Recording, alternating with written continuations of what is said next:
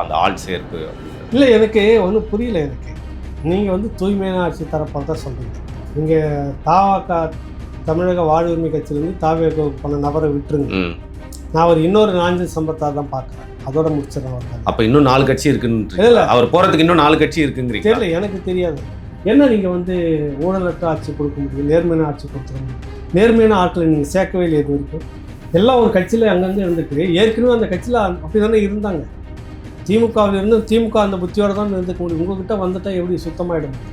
செலவு பண்ணுறாரு சுயேட்சைக்கு. அவன் ஜெயிச்சு வரட்டுன்னு நீங்கள் ரெக்கமெண்டேஷன் பண்ணீங்களே 4 பேரும், அவரும் பணக்காரர் தானே, ஜெயிக்க வச்சுட்டு வாங்க பார்த்துக்கலாம். அதான் எம்ஜிஆர் செல்வாக்குன்றது. அந்த நபர் தோக்குறாரு, இந்த நபர் ஜெயிக்கிறார். ஓடி வந்தவனுக்கு என்ன முக்கியத்துவம்ன்றது புரிய வைக்கிறார்.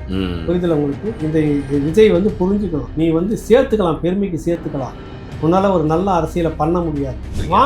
ஒரு விதத்தில் நியாயம். அது மக்கள்கிட்ட திருடன காசு மக்கள்கிட்டே வரணும், அது இல்லைன்னு நான் மறுக்கலாம். ஆனால் அது என்ன வந்தது, அவன் என்ன கேட்குறான், நீ ஓசிலியா போட்ட ஓட்டு அப்படின்னு சும்மாவா போட்டேன்னு கேள்வி கேட்டானே. வந்திருக்குது நிறைய வீடியோ. காசு வாங்கிட்டு தானே போட்டேன். விடுதலை சிறுத்தைகள் கட்சிக்கு என்னதான் ஆச்சு? தேவையில்லாம நாதாகாவை விமர்சனம் செய்கிறார்கள். நட்பு சக்தி என்று எவ்வளவு நாளைக்கு தான் பொறுத்து போகும்? மனசுல இருந்து கேட்டிருக்காரு. அதாவது அவங்களுக்கு ஒரு ஆதங்கம், 2-3 ஆதங்கம் இருக்கு பேசிக்கா. என்னங்க? ஒன்று வந்து நாமளும் 25 வருஷத்துக்கு மேல அரசியல் நடத்திட்டு இருக்கோம். திருமாவளவனை சொல்றீங்க? ஆமா. ஆனா தலித் என்ற ஒரு முத்திரையை கொடுத்துறது இன்னைக்கு உங்க கூட திராவிடன்னு சொல்லிட்டு ஓட்டிக்கிட்டு அந்த திராவிட போட்டோம்னா உங்களை தலித் தலைவர் முத்திரை கொடுத்துறது. வெறுப்பு அரசியலே பேசுறாரு, தெலுங்கு வெறுப்பே பேசிட்டு இருக்கிறாரு சீமான். இன்னைக்கும் பேசிட்டு இருக்கிறாங்க. இன்னைக்கும் சில பேர் வயசான அம்மாலாம் இன்னைக்கும் பேசிட்டு இருக்கிறாங்க. தமிழ்நாட்டுக்குள்ளாக முதலாக இனவெறி அரசியலை பண்ண தூண்டியதே கருணாநிதி தான். எத்தனை மலையாளிகளுடைய கதைகள் அடித்து ஓடிப்பட்ட தெரியுமா அந்த காலகட்டத்தில் நடந்தது. இந்த சண்டித்தனம் தான் பண்ணிட்டு இருந்தாங்க. அப்புறம் அதுக்கு பேர் என்ன? அப்புறம் தான் எம்ஜிஆர் கட்டத்தில் பொறுக்க முடியாமல் ஒரு ஜாதகம் என்ன தோன்றுன்னா ஓங்கோல் போய் நிற்குது. நிலத்தடி நீர் கீழே போயிடுச்சு, அளவுக்கு மீறி போயிடுச்சு, அவ்வளோதான் அப்படின்னு அர்த்தம். அந்த அளவுக்கு நீங்கள் ஆற்று மணலை சுரண்டி எடுத்துட்டா நிலத்தடி நீருக்கு தக்க வைக்கிறது ஆற்று மணல். இந்த அறிவியல் கூட இல்லை. இதை பேசுகிற சீமானை வந்து பைத்தியக்காரன் வேண்டியது. ஆற்று மணலை பேசுகிறாரு, மலையை பேசுகிறாரு, அதுவாக ஓட்டு போடுன்ற.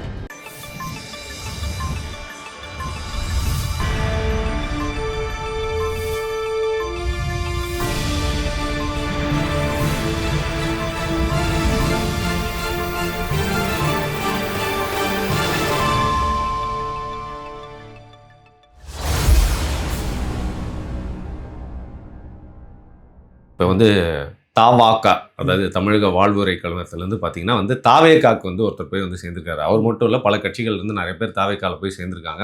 அது வந்து ஒரு நாள் முழுக்க ஒரு பனையூரில் நிகழ்ச்சியாக வந்து நடந்து 2ஆம் ஆண்டு அந்த கட்சி வந்து அடியெடுத்து வைக்கிற நேரத்தில் எப்படி பார்க்குறீங்க நீங்கள் அந்த ஆள் சேர்ப்பு அப்படிங்கிறது? இல்லை, எனக்கு ஒன்றும் புரியல. எனக்கு நீங்கள் வந்து தூய்மையான ஆட்சி தரப்பால் தான் சொல்கிறீங்க. நீங்கள் தாவாக்கா தமிழக வாழ்வுரிமை கட்சியிலேருந்து தாவேக்கு போன நபரை விட்டுருங்க. நான் ஒரு இன்னொரு 4 சம்பத்தாக தான் பார்க்குறேன். அதோட முடிச்சிடறேன் ஒரு கதை. அப்போ இன்னும் 4 கட்சி இருக்குன்னு? இல்லை, அவர் போகிறதுக்கு இன்னும் 4 கட்சி இருக்குங்கிறீங்க? தெரியல, எனக்கு தெரியாது. அது இது வரைக்கும் போன ட்ராவலே சொல்ல வரேன். இடத்துக்கு ஏற்ற மாதிரி பேசுகிறாரு, அதை சொல்ல வரேன் அந்த சகோதரர். மற்றபடி அவர் நான் விட்டுறேன், கடந்து போகிறாங்க. ஆனால் பொதுவான ஒரு கருத்துக்கு வரேன். ஊழலற்ற ஆட்சி தருவேன்றீங்க. ஊழல் கூடாரத்துலேருந்து வரவங்களே நீங்கள் திரும்ப கட்சிக்குள்ளே சேர்க்குறீங்க. உங்களால் சுயமாக உருவாக்க முடியல. உங்களுடைய ரசிகர்கள்லேருந்து கட்சி தலைமையை உருவாக்க முடியல. புரியுதில்ல உங்களுக்கு? ஊழல் குற்றச்சாட்டு சொன்னால் செங்கோட்டையன் வேணும் உங்களுக்கு. இன்னும் மற்ற கட்சிகளில் அதே முறைகேடு பண்ணி பழுத்த அனுபவத்தோடு இருக்கக்கூடிய தலைவர்கள் உங்களுக்கு வேணும்னு எடுத்துக்கிறீங்க. என்ன நீங்கள் வந்து ஊழலற்ற ஆட்சி கொடுக்க முடியும், நேர்மையான ஆட்சி கொடுத்துட முடியும். நேர்மையான ஆட்களை நீங்கள் சேர்க்கவே இல்லை இது வரைக்கும். எல்லாம் ஒரு கட்சியில் அங்கங்கே இருந்துட்டு ஏற்கனவே அந்த கட்சியில் அப்படி தானே இருந்தாங்க. திமுகவில் இருந்து திமுக அந்த புத்தியோடு தான் இருந்துக்க முடியும். உங்கள்கிட்ட வந்துட்டால் எப்படி சுத்தமாகிட முடியும்? அதே தானே இங்கேயும் நடந்துக்கிட்டு இருக்குது. அதிமுக ஊழல் குற்றச்சாட்டு நீங்கள் தான் சொல்கிறீங்க. செந்தில் பாலாஜி உங்கள் கட்சிக்கு வந்துட்டு வந்து புனிதராகிறாரு. அதே பாலிசி தான் நீங்களும் பார்க்குறீங்க. புரியுதில்ல?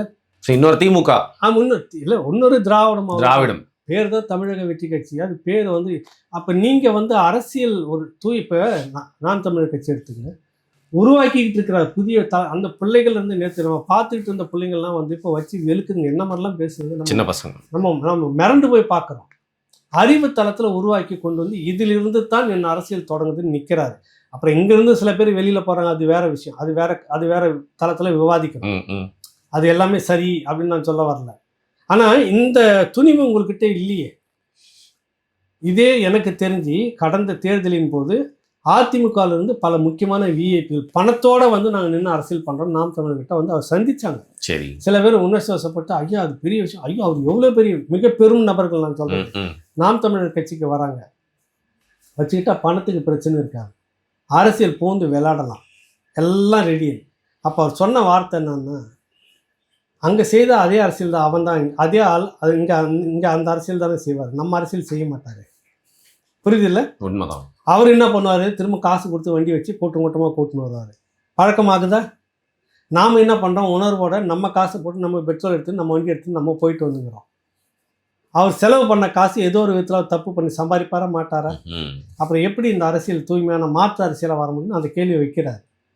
ஆனால் இந்த கூடு விட்டு கூடு பாயிற மாதிரி இங்கிருந்துட்டு அங்கே வர்றது, அங்கே இருந்துட்டு அங்கே வர்றது, இதெல்லாம் ஒரு எம்ஜிஆருக்கு நடந்த ஒரு கதை. தென்னகம் மூக்கோ வசந்தன்னு சொல்லிட்டு எம்ஜிஆர் நடத்தின ஒரு பத்திரிக்கை தென்னகம். அதனுடைய ஆசிரியராக இருந்தவர் மூக்கோ வசந்தன். நல்லா கையை இது வரைக்கும் சுருட்டிக்கிட்டு வருவார், மீசை நல்லா முறுக்கி வச்சுட்டு வருவார். நான் அப்போ உதவி ஆசிரியர் ஒரு பத்திரிக்கையில் அவர் ஆசிரியர். பெருசு வேஷ்டி சட்டியோட தான் வருவார். இது என்ன பெருசு ரொம்ப நம்மளை குறைச்சல் கொடுத்து நிற்குது கிண்டலாகவே பேசிக்கிட்டு இருக்கோம் நம்ம காலத்துக்கு ஏற்ற மாதிரி. அப்புறம் கொஞ்சம் கொஞ்சம் பழக ஆரம்பித்தோன்னா அவர் எம்ஜிஆர் கூட இருந்தவர், தென்னகம்னு ஒரு பத்திரிக்கை இருந்தது, அதனுடைய ஆசிரியராக இருந்தவர்னு ஒரு மலைப்பு வருது, பல கதைகள்லாம் சொன்னார். அப்போ அவர் சொன்ன ஒரு கதை என்னன்னா, நேற்று வரை எம்ஜிஆர் கிட்ட மயிலாப்பூர் தொகுதியில் ரொம்ப விசுவாசமாக ஒருத்தர் இருந்துட்டு தொகுதி அவருக்கு தான் அந்த நேரத்தில் கிடைக்கணும். சரி. திடீர்னு ஒரு கட்சியிலேருந்து இங்கே வராரு, திராவிட கட்சியிலேருந்தே தான் வராரு, திமுகலேருந்து இங்கே ஒருத்தர் வராரு. அவருக்கு தன்னுடைய கட்சியில் 4 பேரை அவன் பிடிச்சி வச்சுக்கிட்டான் ஆதரவாக. எம்ஜிஆர் கட்சியிலேயே இருக்கக்கூடிய ஆரம் வீரப்பன், ஒரு பொன்னையன், ஒன்று மற்றபடி சீனியர்கள்லாம் இருந்தாங்களா, பிடிச்சி வச்சுக்கிட்டாங்க. இவங்க எல்லாம் சேர்ந்து அந்த நபருக்கு சீட்டு கொடுங்கண்ணா அவர் ஜெயிச்சிருவாருண்ணா, அண்ணா சீட்டு கொடுத்துருங்க அவர் ஜெயிச்சிருவாருன்னு செலவு பண்ணிவிடுவாருன்னு. எம்ஜிஆருக்கு ஒரு குற்றம் உணர்வு, என்னடா திடீர்னு அவன் வரான், இங்கே வந்தோன்னே அவனுக்கு நம்ம ஆளுங்க ரெக்கமெண்டேஷன் பண்ணுறாங்க அப்படின்னு.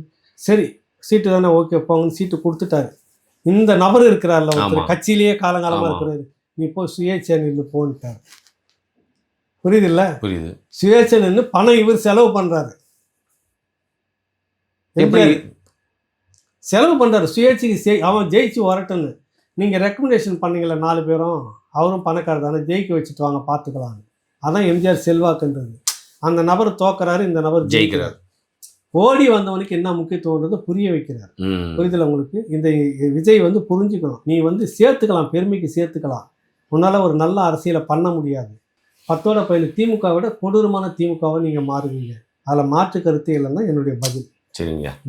அந்த கட்சிக்கு வந்து பார்த்தீங்கன்னா இன்னும் நிறைய பேர் படம் எடுக்கிறாங்கன்ற மாதிரி கேள்விப்படுறோம். அது வேஸ்ட்டுன்றா. நீ எந்த இடத்துலேருந்து தேவலோகத்துலேருந்து கூட்டு வந்தாலும் கூட சரி, உன் இடத்துலேருந்து நீ உருவாக்கலான்னு இல்லையே. நாம் தமிழர் மாதிரி உருவாக்க முடியுமா உங்களால்? அது ஒரு ஊற்றா வந்து அவங்க வந்து பார்க்கல, வெள்ளங்கிறது கடை வாங்குற மாதிரி தான் இருக்குன்னு சொல்லுவாங்க. அப்புறம் அந்த நபர்கள் அந்த புத்தியோட தான் நாங்கள் ஆட்சி அரசியல் பண்ணுவாங்க. நிச்சயமா தாவேக்காவுக்கான குணாதிசயம் இருக்காது இல்லை. வரும் நீங்கள் வந்துட்டு ஒரு கட்சியிலேருந்து இங்கே வந்துட்டு இங்கே வரணும், உங்கள் செயல்பாடு ஏற்கனவே நீங்கள் எல்லாம் ஒரு 50 ஆண்டு காலம் எப்படி நீங்கள் அதே தானே இங்கே செய்ய போகிறீங்க. அந்த டிஎன்ஏ அது இருக்காது, அதே தானே அந்த கரெக்டட் தானே இங்கே வரும். எப்படி நல்ல அரசியலை கொடுத்துட முடியும்? இன்னும் கொடூரமாக வேணால் மாறும், வேகமாக இன்னும் வீரியமாக வேணால் மாறும்.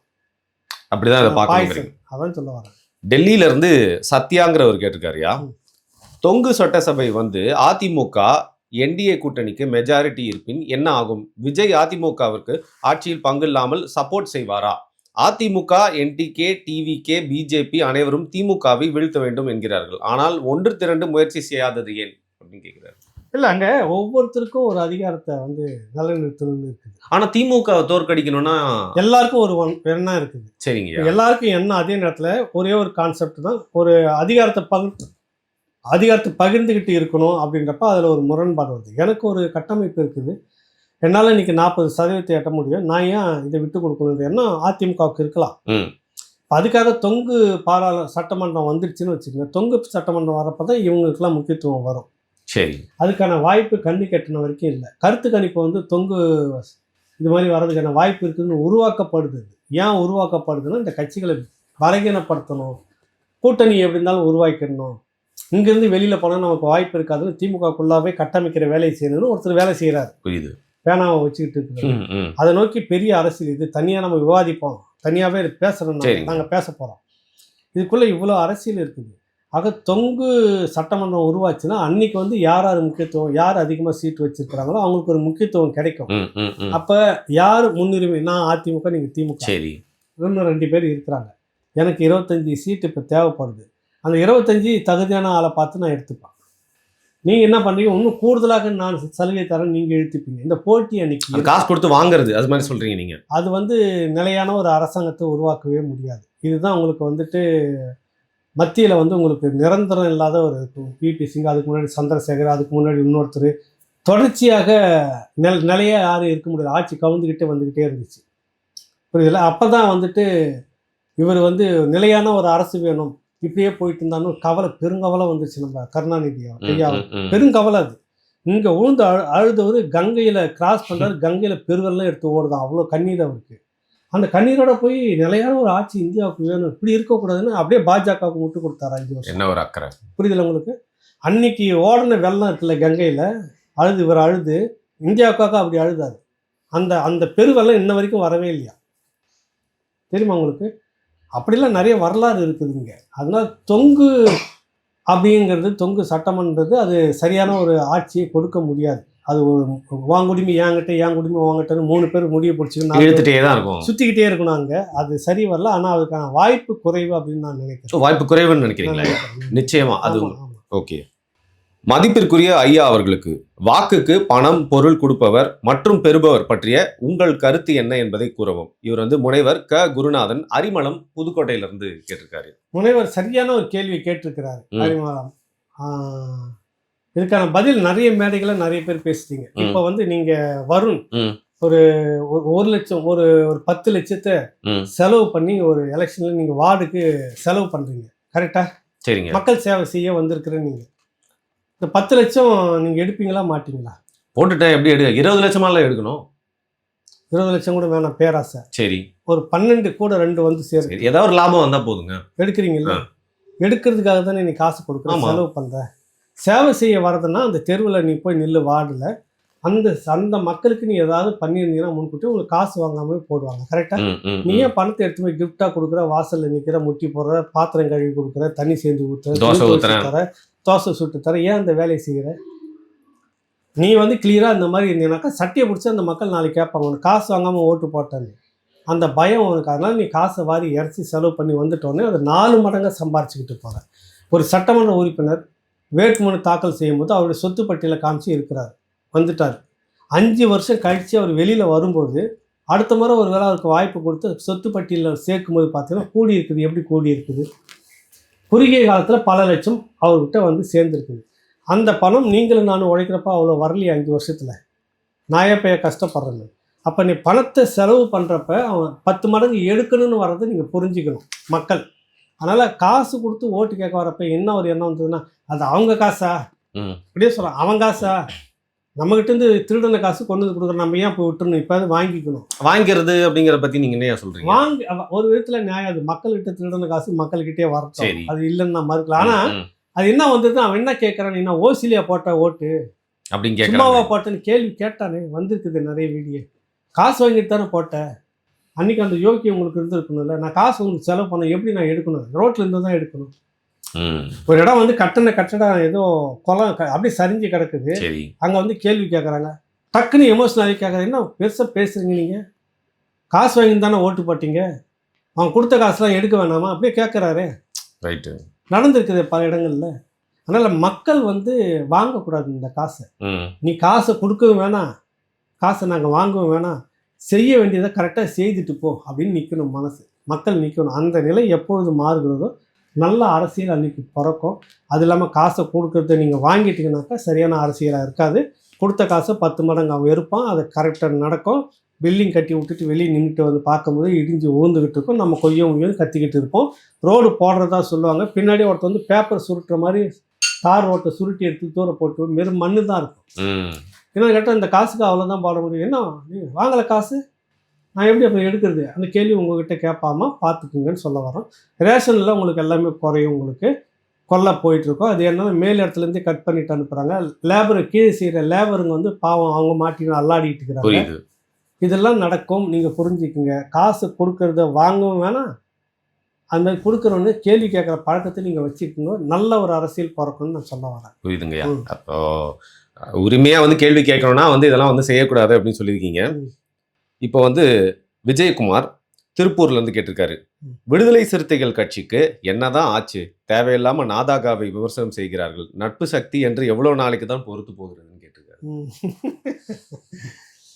மனசுல இருந்து கேட்டிருக்காரு. அதாவது அவங்களுக்கு ஒரு ஆதங்கம் 2-3 ஆதங்கம் இருக்கும் விசிகா. என்னங்க?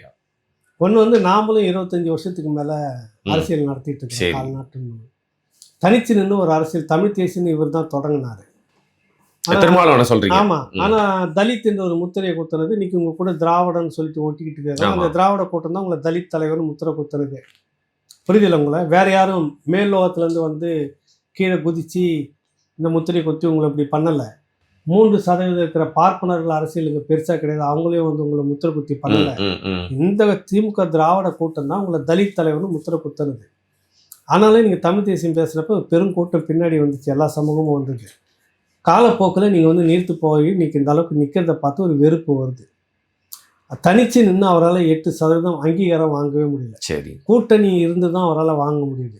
இங்கே கூட்டணி இல்லாதவே தனிச்சு நின்று, புரியல, என்னென்னோ பண்ணி பார்த்தாங்க. நாடார் சீமான்னு சொல்லி பார்த்தாங்க, சாதி பேரை சொல்லி பார்த்தாங்க, பொண்ணுங்களை எடுத்து வந்து வச்சு பார்த்தாங்க. என்ன ஆகுது எல்லாம் பார்த்த பிறகும் கூட தனிச்சு நின்று 8% வாங்கிட்டார், அங்கீகரிச்சுட்டாங்க. தனக்கு அது இல்லாமல் போச்சுன்னு ஒரு ஆதங்கம், சின்னம் கிடச்சிருச்சு. தனக்கு ஒரு அந்த ஆதங்கமாக இருக்கா. இன்றைக்கி அவங்களுக்கு அங்கீகாரம் வந்துச்சு, 2 MP வந்துட்டாங்க. அதனால் இன்றைக்கி தான் அது கூட்டணியால், திமுக கூட இருக்கிறதுனால. புரியுதுல? அது மட்டும் இல்லை, பல கோடி செலவு பண்ணதால். இங்கே அது இல்லை. அந்த வெறுப்பு இங்கே வருமா இல்லையா? அவர் கேட்குறாரு தோழரே, விமர்சிக்கிறதுக்கு இதெல்லாம் காரணம் இருக்குது. இல்லைன்னா ஏன் 2வது காரணம் என்னென்னா, விசிகா வந்து நாம் தமிழர் கட்சி சீமான விமர்சனம் பண்ண திமுக இன்னும் அணுக்கமாக இருக்கலாம், நம்மளை வச்சுக்குமோன்னு நினைக்கிறாங்க அவங்க. அது கறிவேப்பிலை மாதிரி தான் எல்லா கட்சியும் பயன்படுத்தும். இல்லை, கிடைச்ச பிளாஸ்டிக் சேரை எதுக்கே விடணும்? அந்த சேரும் இல்லாமல் போயிடுச்சு. இல்லை, அதுதான் அந்த வாய்ப்பை பயன்படுத்திக்கணும், நம்ம தக்க வச்சுக்கணும். எங்களுடைய கட்சி இந்த அக்கறை அவங்களுக்கு இருக்குது. இல்லைன்னா எங்களை வந்து சிதைச்சிருவாங்க, காணாமல் பண்ணிவிடுவாங்க அப்படின்னு ஒரு எண்ணம் அவருக்கு இருக்குது. அதனால் போய்த்தாகணும். இல்லைன்னா இப்போ ஒரு கருத்து வேறுபாடு வந்து வெளியில் வர மாதிரி இருந்தது. திமுக கட்டாயம் 2ஆக உடைக்கும் விசிகாவை. நான் இன்னைக்கு வேணால் சொல்கிறேன், எழுதி வச்சு. உள்ள ஆட்கள் இருக்காங்க, ரெடியாக இருக்காங்க. திருமாவளவனை நட்டு ஆட்சியில் விட்டு அப்படியே அம்போன்னு விட்டுட்டு அந்த பக்கம் போகிறது. அவர் வந்து மக்கள் செல்வாக்கு, அவங்க பக்கத்தில் இருக்கிற மக்களை இன்றைக்கி விஜய் நோக்கி போகிறாங்க. என்னன்னு கேட்டால், எங்களுக்கு திருமாவளவன் எதுவும் செய்யலை, புரியுதில்ல? திமுக கிட்ட இருந்து சாதிக்க வேண்டிய எதையுமே சாதிக்கலை. பஞ்சமி நில அப்படியே விவகாரம் அப்படியே இருக்குது. ஒடுக்கப்பட்ட மக்களுக்கு வந்த நிதியெல்லாம் திருப்பி அனுப்புகிற ஸ்டாலின் பேச மாட்டேங்கிறார். எந்த உரிமையும் கேட்டு வாங்க மாட்டேங்கிறார். இந்த அதிருப்தி எல்லாருக்குமே இருக்குது. அப்போ தக்க வச்சுக்கிற ஒரு அரசியல் அவர் செய்யணுன்றதுக்காக வேணாம் விட்டு விலைக்கு வேற ஒரு மாற்று அரசியலை எடுக்கலான்றப்ப கூட இருக்கிற ஆட்களே உடச்சிட்டு போகிறதுக்கு ரெடியாக இருக்கிறாங்கன்னு நான் சொல்ல வரேன். புரியுது. அப்போ இந்த ஆதங்கத்தெல்லாம் அவர் சீமான் மேலே தான் காட்டணும். வேற யார் மேலே காட்ட முடியும்? அதிமுக மேலே காட்ட முடியாது. ஏன்னா நாளைக்கு திரும்ப ஒரு வேலை இங்கே சிக்கலாச்சுன்னா அங்கே போகணும். இல்லை, உங்களுக்கு வேற இடம் இல்லை, அங்கே பேச வழி இல்லை. இல்லை. யாரை இழைச்சவனை பிடிச்சி அடிச்சிட்டு இருக்கிறது தான் வேலை. புரியுதா உங்களுக்கு? இதுதான் அதுக்குள்ள விஷயம். சரிங்கய்யா. இப்போ வந்து ரஞ்சித் பரமக்குடி பெரிய கேள்வியாக கேட்டிருக்காருயா. 1000 முரண்கள் இருந்தாலும் திராவிடர்களுக்கு ஆதரவாகவே இருக்கிறார்கள். ஆனால் தமிழர்கள் என் நட்பு முரண் போல் இல்லாமல் போதும் என்டிகே அல்லது தமிழ் தேசியத்துக்கு பெரிதாக ஆதரவாக இல்லாமல் சிறிய குறைகளை கூட ஊதி பெருசாக்கிறார்கள். அண்ணன் சீமான் அவர்கள், ஐயா வைகோ, சம்பத், ஸ்டாலின் போன்றவர்களிடம் அரசியல் நாகரிகம் காட்டுகிறார். ஆனால் அண்ணன் கல்யாண சுந்தரம் விபத்தில் சந்தித்த போது ஒரு அறிக்கை கூட விழவில்லை. மேலும் நம்மை விட்டு பிரிந்து சென்ற நம்மை விமர்சிக்காமல் இருப்பவரிடம் நட்பாக இருக்கலாமே. அண்ணன் செய்வது சரியாக கூட இருக்கலாம். ஆனால் அண்ணனை பார்த்து நாங்கள் கற்றுக்கொண்டு இருக்கிறோம்.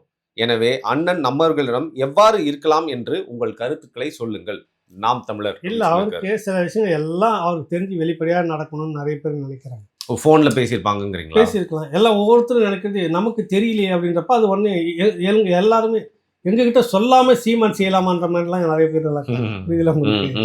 இப்படி பண்ணா அப்படி பண்ணா அது இருக்குது. அது நடந்துகிட்டு இருக்கு, பேசிக்கிட்டு இருக்கிறாங்க. இப்போ நிறைய உங்கள் தமிழ் தேசிய தளத்தில் அவர் கடுமையாக விமர்சனம் பண்ணவங்களே வழக்கில் சிக்கிறப்பெல்லாம் முதலடியாக ஆட்களை இறக்கி அது பண்ணிடுவார், வைக்கல இறக்கி எல்லாத்தையும் பார்த்து நடந்துக்கிட்டு தான் இருக்குது. உங்களுக்கு தீரன்னு ஒரு தம்பி எவ்வளோ கடுமையெல்லாம் ஒரு காலகட்டத்தில் பேசினார். இப்போ இன்னைக்கு இந்த கட்சிக்குள்ளே தான் உள்வாங்கப்பட்டிருக்கிறாரு. நிறைய ஒரு உதாரணத்தை சொல்லலாம். கடுமையாக விமர்சனம் பேசுகிறவங்களுக்கு ஒரு சிக்கல் வரப்பெல்லாம் முதலால இவங்க தான் போய் நின்று இருக்கிறாங்க. அதே நேரத்தில் தமிழ் தேசிய தளத்தில் மற்றவர்கள் வந்து இருக்காங்க. அதில் நான் ஏற்கனவே பேசிட்டு வந்த விஷயம் ராவணா அந்த கேள்வி பதில் பார்த்தவங்க புரிஞ்சுருக்கு. 2-3 பிரிவு இருக்குது. அதில் அதிமுகவை ஆதரிப்பது தான் தமிழ் தேசிய நீக்கி அப்படின்னு ஒரு டீம் இருக்கிறாங்க. புரியுதில்ல உங்களுக்கு? இந்த கட்சியை ஆதரவு நிலை எடுத்தால்தான் தமிழ் தேசியம்னு இருக்கிறாங்க. அவங்க எப்போவுமே இந்த தரப்பு விமர்சனம் பண்ணிக்கிட்டு தான் இருப்பாங்க. அதை பொருட்படுத்த முடியாது. பொதுவாக இருக்கக்கூடிய தமிழ் தேசியமும் பேசக்கூடிய இயக்கங்கள் நண்பர்களும் சரி, இன்னைக்கு தமிழ் தேசிய ஓட்டு அரசியல் அப்படின்னா அது சீமான் தான். அதனால விமர்சனங்களும் வைக்கிறாங்க. சமயத்தில் வந்து ஆதரவு வேணுன்றப்ப நெருங்கி ஆதரவும் கொடுக்குறாங்க. அப்படி இல்லாமலாம் இல்லை. திராவிடத்துக்குள்ளாரையும் பகை இருக்குது. வைகோ கேட்காத கேள்வியா திமுகவை? இன்னைக்கு போய் சிலம்பலம் சுற்றி காட்டுறாரு. அதுதான் அது போல தான் இங்கே இருக்குது. அங்கே மட்டும் நிரந்தரமாக அங்கே அப்படியே ஒன்றும் இல்லை. அங்கேயும் பகை இருக்குது, முரண் இருக்குது, நட்பு இருக்குது. இங்கேயும் அது போல் இருக்குது. அதனால் திராவிடத்தில் மட்டும்தான் என்ன ஒன்று, அவங்க ஒரு விஷயத்தில் ஒன்றா கூடிடுவாங்க. இங்கே ஒரு விஷயத்தில் ஒன்றா கூடக்கூடிய சூழல் இல்லாமல் திமுக ஆதரவு தமிழ் தேசியம், அதிமுக ஆதரவு தமிழ் தேசியம், அவர் தமிழ் தேசியத்துக்குள்ளாகவே முற்போக்கு தமிழ் தேசியம்னு ஒன்று, இந்த ஒரு குறைபாடு இங்கே இருக்குது. அவங்க நான் குறை சொல்லலை, அவங்களுடைய நிலைப்பாடு அது. ஆனால் இங்கே ஒரு பெரிய நெருக்கடி வரும்போது ஒட்டுமொத்தமாக தமிழ் தேசிய கொடையின் கீழே தான் எல்லாமே நிற்கிறாங்க. அதில் மாற்று கருத்தே இல்லை. அதுதான் என்னுடைய பதில் அவருக்கு. ஓகே, அவரோட பெரிய கேள்விக்கு வந்து சுருக்கமாக வந்து புரிகிற மாதிரி பதில் கொடுத்துட்டீங்க. ஜீவா திருவண்ணாமலை மாவட்டத்திலேருந்து ஆரணியிலேருந்து கேட்டிருக்காரு. நாம் தமிழர் கட்சியில் பிறமொழியாளருக்கு தேர்தலில் வாய்ப்பு கொடுக்கிறார்கள். நாம் தமிழர் கட்சி ஆட்சிக்கு வந்தால் அதே போல் பிறமொழியாளருக்கு அமைச்சர்களும் வாய்ப்பு கொடுப்பார்களா? அப்படி கொடுத்தால் அது சரியா அப்படின்னு நெத்தியடி கேள்வி ஒன்று இருக்கு. நல்ல கேள்வி. அவர் பேர் என்ன? அவர் பேர் வந்து பார்த்தீங்கன்னா ஜீவா, ஆரணி, திருவண்ணாமலை. உங்கள் ஊரில் இருந்தால் வந்து கேட்டிருக்காங்க. என்னன்னா, இது நிறைய பேர் வந்து இந்த பதில் வந்து நிறைய பேருக்கு ஒரு விஷயத்தை தெளிவுபடுத்தும். வெறுப்பாரசிலே பேசுறாரு, தெலுங்கு வெறுப்பே பேசிட்டு இருக்கிறாரு சீமான். இன்னைக்கும் பேசிட்டு இருக்கிறாங்க. இன்னைக்கும் சில பேர் வயசான அம்மாலாம் இன்னைக்கும் பேசிட்டு இருக்கிறாங்க.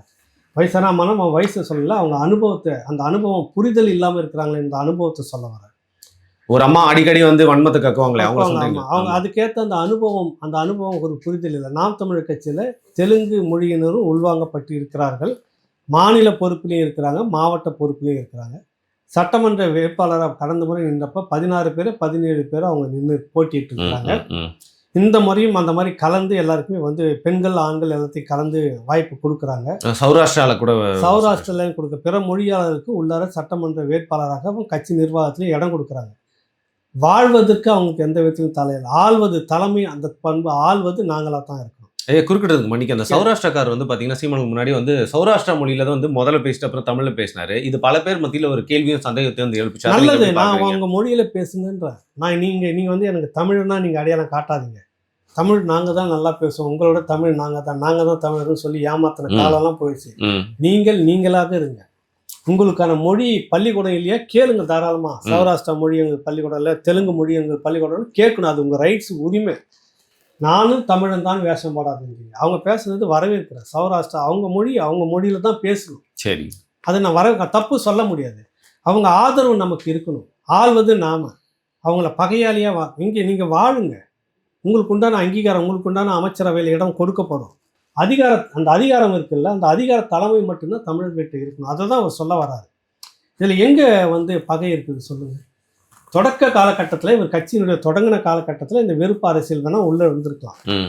காலப்போக்கில் வந்து இல்லை. பிற மொழி நீங்கள் எந்த ஒரு மாநிலத்திலையும் வந்துட்டு கர்நாடகாவில் வந்து அந்த சூழ்நிலை உருவாகலை. அந்த சூழ்நிலை உருவாகக்கூடிய அரசியல் இல்லை. தொடக்கத்திலே வெட்டுறான் கர்நாடகா. ஏன்னா அவங்க என்ன வெறியோடு இருக்கிறான். அது இங்கே நம்ம பேசும்போது இங்கே நம்மளை வந்து தீவிரவாதியம் தான், இனவெறியம் தான். புரியுதில்ல உங்களுக்கு? இந்த கோடி மக்கள் இருக்காங்க அங்கே. கிட்டத்தட்ட 1.5 கோடிக்கு மேலே 2 கோடி கிட்ட இருக்காங்க. ஒரு பிரதிநிதித்துவம் இல்லை கர்நாடகா சட்டமன்றத்திலையும் நாடாளுமன்றத்திலையும். புரியுதில்ல உங்களுக்கு? ஆனால் இங்கே 5.6% இருக்கக்கூடிய தெலுங்கு மொழியினர்கள் எவ்வளோ பேர் அமைச்சரவையில் இருக்கிறாங்க, நாடாளுமன்றத்தில் இருக்காங்க. எடுத்துக்கோங்க. இது சொல்லும்போது தான் இங்கே வந்து வெறுப்பு அரசியலாக அவங்க பேசுகிறாங்க. நம்ம அதை மட்டும்தான் சொல்ல வரோம். நீ வச்சுக்கோ, உனக்கு உண்டானதை வச்சுக்கோ, எனக்கு உண்டானதை கொடுத்துருந்தோம். புரியுதில்ல உங்களுக்கு? புரியுது. தலைமை என்கிட்ட இருக்கணும். உனக்கு 5.6க்கு உண்டான இடத்த எடுத்துக்கோ, மற்றவங்க எல்லாம் வச்சுக்கிட்டோம். எல்லாருமே வாழணும் இல்லை. ரொம்ப மைனாரிட்டி. இப்போ நீங்கள் சொன்னக்கூடிய இவங்க சௌராஷ்டிரா, அப்போ அவங்களுக்கு ஒரு பிரதிநிதித்துவம் வேணும் இல்லை? எல்லாருக்கும் அவங்கவுங்கள அளவுக்கு ஏற்ற மாதிரி வந்து இருக்கணும். அவ்வளோதான் அங்கே இவர் அதை தான் சொல்ல வர. அதுதான் பிரதிநிதித்துவம். எல்லாருமே சேர்ந்து ஆளும், எல்லாருமே சேர்ந்து இருப்போம். ஆள்றது நாங்களாக இருக்கும். பங்கு நீங்களும் கூட இருந்துக்குங்க. அதை தான் அவர் சொல்ல வராரு. அதில் என்ன கஷ்டம் இருக்குது? சரிங்க, இது எல்லாருமே நின்று ஒரு இடத்துல நீங்கள் ஆட்சி பண்ணிடவே முடியும். எல்லாரோட ஒத்துழைப்பே வேணும் உங்களுக்கு. இப்போ அங்கே பார்த்தீங்கன்னாக்கா பெங்களூரில் அந்த பகுதியில் வந்து வைக்கிற தமிழ் மக்களை அனுசரிச்சுக்கிட்டு தான் அவர் அங்கே வெற்றி பெற முடியுது. இங்கே சவுகரப்பேட்டையில் போயிட்டு இந்தியில பேசி திமுக ஒரு ஓட்டு கேட்கல. நம்ம இங்கே செய்யணும்ல. பெங்களூர்ல இப்போ சமீபத்தில் போனப்போ திருவள்ளுவர் சிலை இது எம்ஜிஆர் கருணாநிதி இருந்தப்ப ம், ம், ம். இங்க வந்து தெலுங்கு கவிஞர் ஒருத்தர் திறந்தார், ஞாபகம் இருக்குது? ஆமா ஆமாங்க. அங்க நீங்க எங்களுக்கு திருவள்ளுவர் சிலையை திறக்காம வச்சுக்கிறீங்க, அதை திறந்துருங்க. அந்த சிலை அது புரியல. அந்த சிலையை திறக்கும் போது பார்த்தீங்கன்னா யார் கூட இருந்து எல்லாம் பண்ணாங்கன்னா முழுக்க முழுக்க கன்னட பிரமுகர்கள். இப்போ அந்த இடத்துல நான் போனேன், பெங்களூர் போனப்போ எனக்கு தோழர்கள் அழைச்சி கொண்டு போய் என்னை காட்டினாங்க. அதுக்கு ஏதாவது ஒன்றுன்னா பிரம்மாண்டமாக பண்ணுறாங்க, நல்லா பண்ணிக்கிறாங்க. அந்த நினைவு சின்னத்தை கூட வந்து நின்று செய்துட்டு போகிறாரு அந்த இஸ்லாமிய சகோதரர் நினைக்கிறாங்க, அந்த சட்டமன்றம் இப்போ கன்னடத்தவர். அப்போ தமிழ் மக்கள் அந்த விஷயத்தை அங்கே வந்து சாதிக்க முடியுதுன்னப்ப இந்த மக்களுடைய ஆதரவு வந்தால் தான் நம்ம வெற்றி பெற முடியுது. அதற்காக இதை செய்தாகணும்னு செய்கிறாங்கல்ல, அந்த நிலை தான் இங்கேயும் வருது. அப்போ அங்கே சரின்றப்ப இங்கே எப்படி தப்பாகும்? அதனால வெறுப்பு அரசியல் இங்கே வந்தது. யார் வந்து இதுக்கான காரணம்? பிளட் டெஸ்ட் பண்ண சொல்கிறாரு சீமான் அப்படின்னா அது சீமான் சொல்லலை, கலைஞர் கருணாநிதி சொல்கிறார். தமிழ்நாட்டுக்குள்ளாக முதலாக இனவெறி அரசியலை பண்ண தூண்டியதே கருணாநிதி தான்.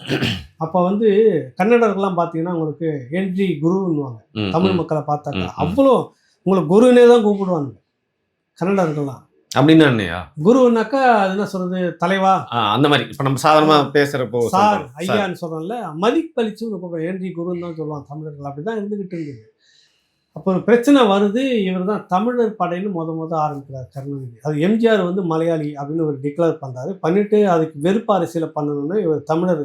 எத்தனை மலையாளிகளுடைய கதைகள் அடித்து ஒடுக்கப்பட்ட தெரியுமா அந்த காலகட்டத்தில் நடந்தது. அப்போ மூக்கா மதுரை முத்து அந்த தலைமையில் தான் தமிழர் படைன்னு நினைக்கிறான் வச்சுக்கிட்டு எல்லாம் சேர்ந்து இந்த சண்டித்தனம் தான் பண்ணிட்டு இருந்தாங்க. அப்புறம் அதுக்கு பேர் என்னது சொல்லுங்க? அப்புறம் தான் எம்ஜிஆர் ஒரு கட்டத்தில் பொறுக்க முடியாமல் ஒரு ஜாதகம் என்ன தோன்றுன்னா ஓங்கோல் போய் நிற்குது. அதை சொல்லி அடித்தவொன்னே அதோட நிறுத்திக்கிட்டாங்க. நீயும் வேற நானும் வேற, நமக்குள்ள பிரச்சனை வேணாம்னு நிறுத்திக்கிட்டாங்கன்னு வச்சுக்கோங்க. அந்த வெறுப்பு அரசியல், மொழி வெறி, வெறுப்பு அரசியல் தொடங்கினதே திமுக கருணாநிதி தானே.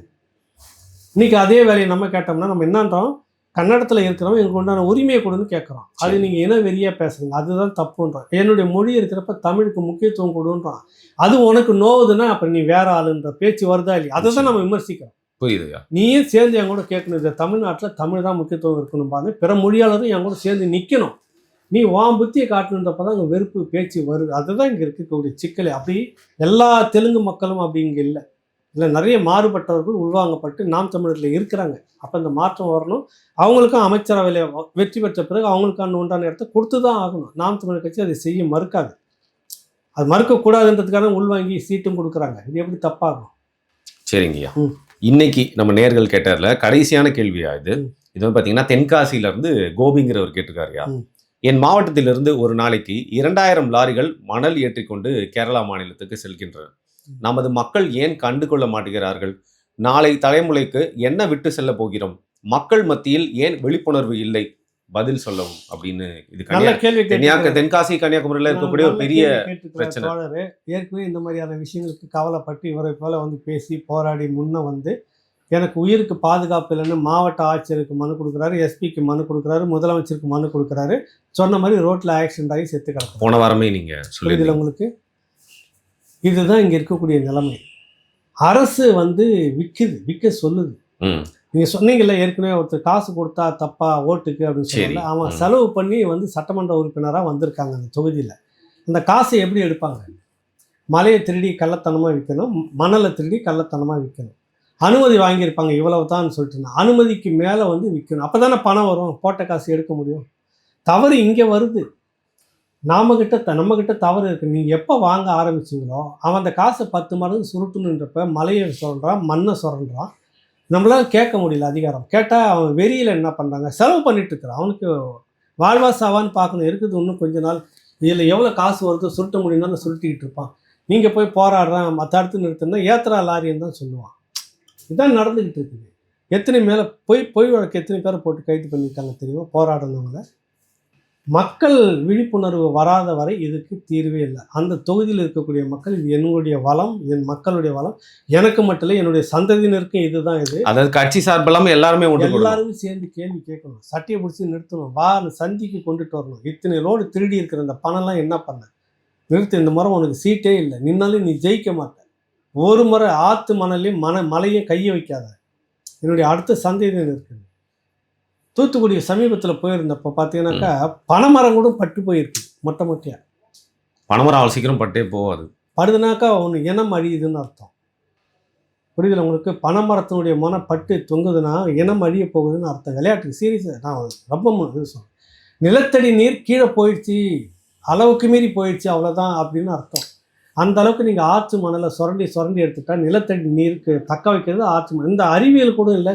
இதை பேசுகிற சீமானை வந்து பைத்தியக்காரன் வேண்டியது. ஆற்று மணலை பேசுகிறாரு, மலையை பேசுகிறாரு, அதுவாக ஓட்டு போடுன்ற. தண்ணி காசு கொடுத்து வாங்குற இந்த தண்ணி கூட நாளைக்கு இல்லாமல் போயிடும். இவ்வளோ பயம் உங்களுக்குள்ள அச்சம் இருக்குது. இனி எதிர்காலத்தில் வாழ முடியுமான்னு தெரியல. இப்போ சராசரி கிராமத்தில் கூட கேன் வாட்டர் வாங்க ஆரம்பிச்சிட்டாங்களா இல்லையா? கலாச்சாரம் வந்துருச்சு. சாதாரணமாக போய் கிணத்துல தண்ணி எடுத்து வந்து மொண்டுக்கிட்டு வந்து தண்ணி வாழ்ந்துட்டு இருந்த மக்கள் இன்னைக்கு அது இல்லை. அவங்ககிட்ட கேன் வாட்டர் தான் இருக்குது. இந்த தண்ணியும் நாளைக்கு நின்று போகிறப்ப என்ன ஆகும்? எங்கேருந்து போகுது தண்ணிக்கு? இதெல்லாம் சேர்ந்தது தான் அரசியல். நீ மட்டுமே அரசியல் உன்னை சுற்றி இவ்வளோ விஷயம் இருக்குது. மக்கள் அங்கே விழிப்புணர்வாக அதை மறிக்க கற்றுக்கணும். அதை விட்டுட்டு அரசு வந்து திருடத்தான் பார்க்கும். அரசு அதிகாரிகள் இந்த வருஷத்துக்குள்ளே நம்ம இவ்வளோ டார்கெட் வந்துடணும், நமக்கு மேல் இடத்துக்கு இவ்வளோ கொடுக்கணும்னு அந்த வட்டாரத்தில் அதிகாரி இல்லையா? சம்பளம் வாங்கிட்டு தானே வேலை செய்கிறாரு. கனிமவளத்துறையில் எத்தனை அதிகாரி இருக்காங்க? எல்லாருமே கரெக்டடுன்றப்ப தான் கொல்ல போயிட்டுருக்குது. மக்கள் விழிப்புணர்வு தனிப்பட்ட நபர்களாக இல்லாமல் ஒட்டுமொத்தமாக கேன்வாஸ் பண்ணி பிரச்சாரம் பண்ணி சேர்ந்து நின்று மறிக்கணும். இந்த விஷயத்தெல்லாம் கேள்வி கேட்கணுங்க. அது மாறும்போது கட்டாயம் அரசு மாற ஆரம்பிக்கும். நிச்சயமாக. இப்போ வந்து வரக்கூடிய தேர்தலில் வந்து பார்த்திங்கன்னா வந்து நிறைய விளையாட்டுகளை நம்ம வந்து பார்க்க போகிறோம். அதற்கு முன்னரே வந்து பார்த்திங்கன்னா அதற்கான ஒரு ப்ரிப்பரேஷன் சொல்லுவாங்கள்ல, அந்த மாதிரி நிறைய விஷயங்கள் நடந்துட்டுருக்கு. அதை குறித்து மக்கள் உற்று நோக்கி கவனிக்க ஆரம்பிச்சிருக்காங்க. அது அவங்க கேட்டிருக்க கேள்விகள் மூலியமாக எனக்கு வந்து புலப்படுதியா? கேட்ட கேள்விகள் எல்லாத்துக்குமே வந்து பார்த்திங்கன்னா நல்ல கேள்வி. தொடர்ந்து கேள்விகளை அனுப்பிட்டாங்க. ஆமாம், கேள்விகளில் வந்து நிறைய மாற்றம் தெரியுது. ரொம்ப செறிவூட்டப்பட்ட கேள்விகளாக வந்து அவங்க வந்து அரசியல் நுண்ணறிவு வந்து இதில் இருந்து தெரியுதுயா. உங்களோட பதில்கள் ரொம்ப திருப்தி அளிக்கும் விதமாக இருந்தது. மிக்க நன்றி. நன்றி. வணக்கம். வணக்கம்.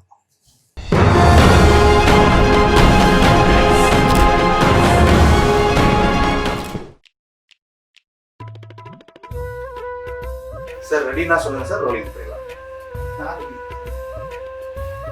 போலாமா சார்? ரெடி. ரோலிங்.